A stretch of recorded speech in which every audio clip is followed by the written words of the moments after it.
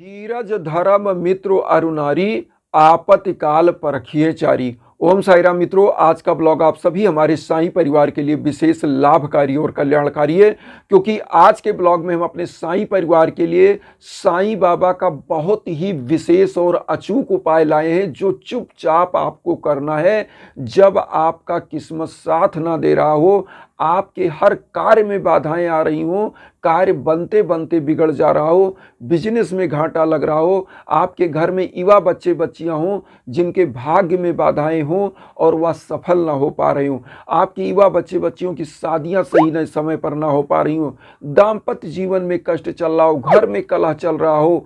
और आपको एक चीज बता दें, अगर संतान प्राप्ति में आपको दिक्कत हो रही है तो भी आप इस उपाय को जरूर करें।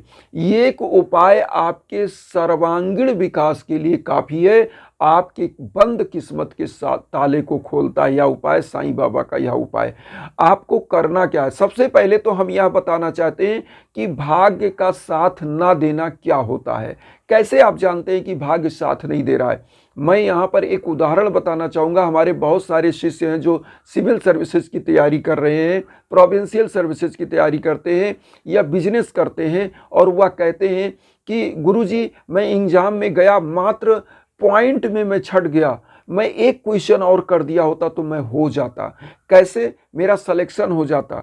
क्यों? मैं एक चीज बता दूं, क्यों एक क्वेश्चन आप नहीं कर पाए? क्योंकि आपकी भाग्य बाधा चल रही है। और इसका कारण क्या होता है आप ध्यान दीजिएगा, 99% आपका कर्म होता है सफलता में, और 1% आपका भाग्य होता है जो डिसाइड करता है कि आपकी दशा और दिशा क्या होगी। 1% केवल है आपका भाग्य, लेकिन सबसे बड़ा रोल उसी 1% का है। 99% मेहनत तो पूरी दुनिया करती है, लेकिन 1% जो भाग्य है, अगर 99% में 1% भाग्य जुड़ गया तो आपका काम बन गया। इसीलिए मैं उदाहरण बता दूं कि जिस प्रकार से क्रिकेटर होता है ना, अगर 99 रन पे आउट हो गया तो उसका शतक नहीं माना जाता। इसी प्रकार से अगर वह 100 रन पूरा कर लेता तो उसका शतक हो जाता है। लेकिन आपके जीवन में भी यही सांप सीढ़ी का खेल होता है कि आप टॉप पर पहुंचने वाले थे, लेकिन 1% से आप छट गए, चाहे वह बिजनेस हो, चाहे घर परिवार में आपकी भाग्य की बाधा हो। भाग्य बाधा केवल 1% होती है, लेकिन वह अगर बाधा नहीं बनी, वही 1% आपके भाग्य में जुड़ गया जो पॉजिटिव हो गया, तो आपके हर कार्य में आपको सफलता दिलाती है। और वही 1% हमारे प्रभु आपके जीवन में आशीर्वाद के रूप में देते हैं, जो समग्र रूप से आपको परिपूर्णता दे देती है। तो आप ध्यान दीजिए क्या उपाय करना है, कैसे करना है। देखिए, इस उपाय को करने के पहले आपको करना क्या है, नहा धो लीजिए, स्वच्छ वस्त्र धारण करिए और साईं बाबा को पीले आसन पर स्थापित करिए। इस उपाय को आपको थर्सडे गुरुवार को 7 गुरुवार 7 गुरुवार करना है। आपको लेना क्या क्या है, पहले तो याद ध्यान दीजिए, आपको एक नारियल लेना है जो मंदिरों में चढ़ाया जाता है, जो हम स्क्रीन पर दिखा दे रहे हैं। एक कलावा लेना है, रक्षा सूत्र जो आप कलाई में बांधते हो, ये रक्षा सूत्र आपको लेना है, रक्षा सूत्र ले लीजिए। और उसके बाद एक घी का दीप ले लीजिए, एक धूप बत्ती लीजिए, एक लोटा जल लीजिए, रोली चंदन ले लीजिए, और उसके बाद 1 पाव चना ले लीजिएगा और 11 रुपए आपको लेकर के बाबा के सम्मुख बैठना है। बाबा को पीले आसन पर स्थापित करिए, घी का दीप प्रज्वलित करिए और धूप बत्ती प्रज्वलित करिए। जो डेली की पूजा आप करते हैं, चाहे साईं बावनी, साईं चालीसा, 11 वचन, आरती, वह डेली की पूजा आप पहले कर लीजिए, क्योंकि डेली की पूजा करना मस्ट है। तो डेली की पूजा आपने कर लिया और डेली की पूजा में ही यह अनुष्ठान आपको करना है। अनुष्ठान करने के लिए आपने 1 लोटा जल, रोली, अक्षत, चंदन सब ले लिया और एक नारियल ले लिया, 11 रुपए ले लिया और 1 पाव चना ले लिया। तो घी का दीप और धूप बत्ती प्रज्वलित करने के बाद आपने पूजा किया। नारियल में आपको एक जो रोली धागा आपने दिया है, इस जो कलावा जो बोलते हैं, जो रक्षा सूत्र, 7 बार लपेटना है, लेकिन 7 बार लपेटते हुए एक मंत्र बोलना है 7 बार। कौन सा मंत्र है? ओम सर्व मंगल कराय नमः। ओम सर्व मंगल कराय नमः, जो हम आपकी स्क्रीन पर दे रहे हैं। तो एक बार जैसे आप धागा लपेटे, पूरा हो गया नारियल पे, मतलब एक बार पूरा लाए यहाँ तक पूरा होगा, ओम सर्वमंगल कराय नमः।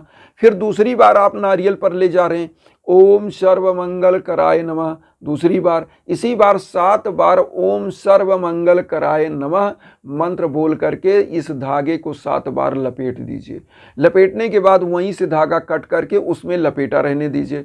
अब आप इस नारियल को रख लें। अब यहाँ एक चीज और ध्यान दीजिएगा, 7 गुरुवार इसको करना है, 7 गुरुवार, हर गुरुवार आपको 11 रुपए चढ़ाना है, एक नारियल लेना है हर गुरुवार, मतलब 7 गुरुवार आपको 7 नारियल लेना है।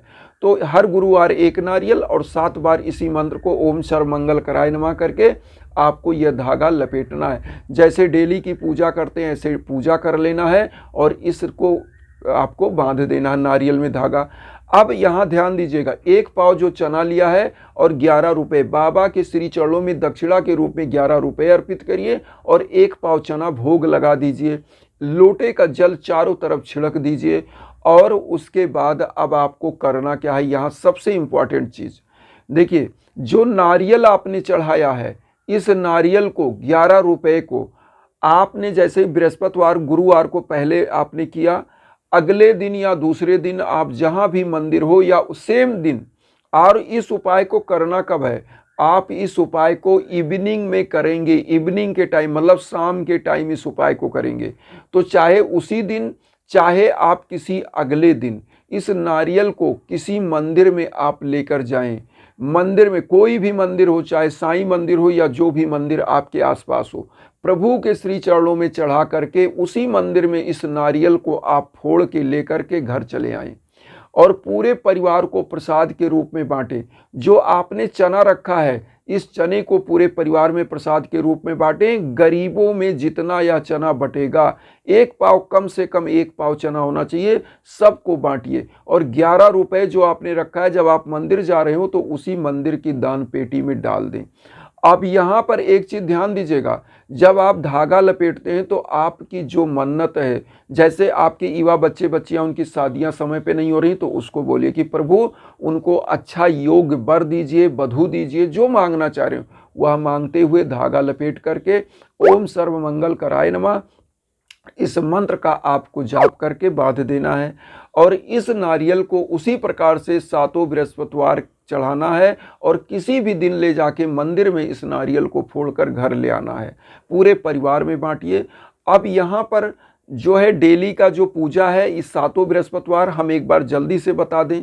जैसे आपने नारियल लिया, एक कलावा लिया जो रक्षा सूत्र होता है, उसको 7 बार बांधना है, ओम सर्वमंगल कराय नमः। बाबा को पीले आसन पर स्थापित करके रोली चंदन लगाइए, डेली की पूजा जैसे करते हैं ऐसे डेली की पूजा करिए। धूप बत्ती और घी का दीप प्रज्वलित कर देना, 1 लोटा जल चारों तरफ छिड़क देना है। वही रोली चंदन बाबा को लगाते वही खुद के मस्तक पर लगा लीजिए, यही करना है।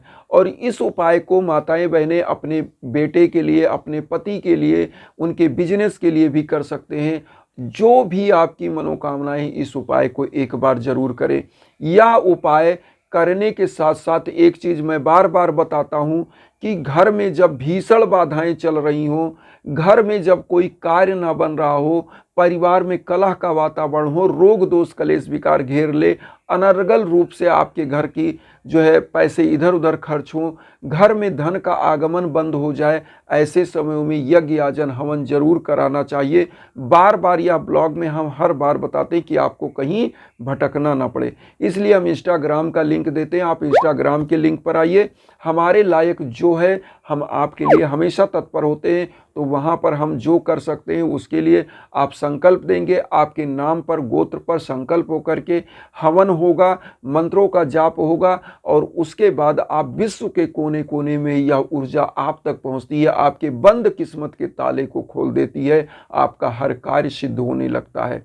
तो इसलिए हवन का सबसे विशेष महत्व है। हमारे वेदों में, हमारे प्राचीन समय से यज्ञ के बारे में विधान बताया गया है।